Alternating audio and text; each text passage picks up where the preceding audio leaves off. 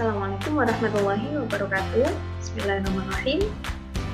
Hai semuanya, apa kabar? Semoga masih tetap sehat selalu ya. Pada pertemuan sebelumnya kita telah mempelajari penggunaan huruf kapital pada penulisan surat pribadi maupun surat dinas.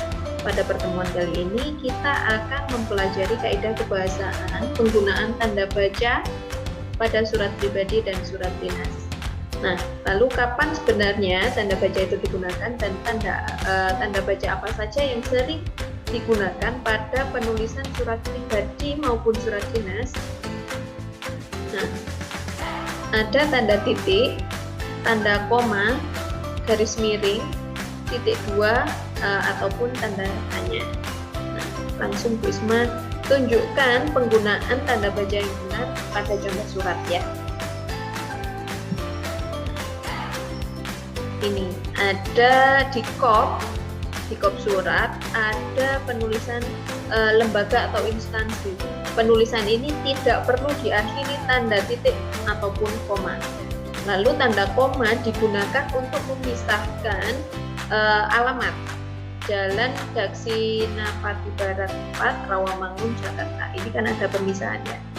Misalnya kalian mau menuliskan alamat, ada pemisahan antara desa, kecamatan, kota, provinsi, dan seterusnya. Itu perlu diberi tanda koma seperti itu. Lalu laman titik dua ini juga digunakan. Nah, seperti ini. Lalu ada titik koma. Titik koma ini juga sebagai pengganti koma karena ini koma. Telepon ya, teleponnya kan ada banyak nomor. Ini pemisahannya menggunakan tanda koma. Lalu untuk memisahkan antara nomor telepon dan faksimil ini menggunakan tanda titik koma karena kalau koma rancu dengan nomor telepon yang disebutkan. Setelah itu, misalnya kalian di sini menggunakan nama tempat, setelah nama tempat dipisahkan dengan tanda koma. Nomor lampiran hal diberi tanda titik dua. Harusnya penulisan titik dua ini tanpa spasi. Tapi karena ini untuk kepentingan meluruskan, ini bisa dipisah seperti ini. Jadi ada spasi antara nomor dan titik dua seperti itu. Garis miring digunakan pada penulisan nomor surat. Nah, penulisan nomor surat ini tergantung masing-masing lembaga atau instansi. Setiap lembaga atau instansi memiliki aturan tersendiri untuk menulis nomor surat. Seperti itu ya. Lalu yang terhormat titik, karena ini merupakan singkatan diberi tanda titik, saudara titik, Ivan Lanin, koma. Untuk memisahkan nama dan gelar diperlukan tanda koma. Sarjana teknik berarti menggunakan S titik T titik. Misalnya sarjana pendidikan S titik P kapital D kecil titik. Sarjana pendidikan. Sarjana agama S titik A kapital D kecil titik. Sarjana agama itu dan seterusnya ya. PT APB Indonesia, mengapa PT ini tanpa huruf titik? Karena ini merupakan singkatan. Jalan ada beberapa singkatan khusus yang tidak perlu diakhiri tanda titik. Nanti kita pelajari pada penulisan kalimat efektif dan kata baku atau yang lain-lainnya. Hari ini Bu Isma masih menjelaskan penggunaan tanda titik, koma, dan sebagainya yang tercantum dalam surat ini. Setelah itu ini jelas Karat Tengsin, koma, Tanah Abang, Jakarta. Untuk alamat surat tidak perlu diakhiri tanda titik. Nah, selanjutnya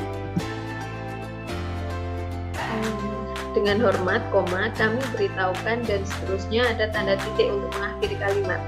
Huruf kapital ini pada tidak perlu diberi tanda apapun, diberi tanda koma tidak apa-apa. Hari, koma, tanggal. Nah, kalau di sini hari, koma, tanggal karena di sini menggunakan koma, jadi Selasa harus koma setelah Selasa, bukan tanda garis miring. Kecuali kalau di sini hari atau tanggal, di sini menggunakan Selasa atau 30 Oktober. Karena di sini hari, koma, tanggal, berarti Selasa menggunakan tanda koma. Pukul 8 sampai 10. Jangan lupa sampai ini menggunakan tanda pisah. lebih panjang daripada tanda hubung.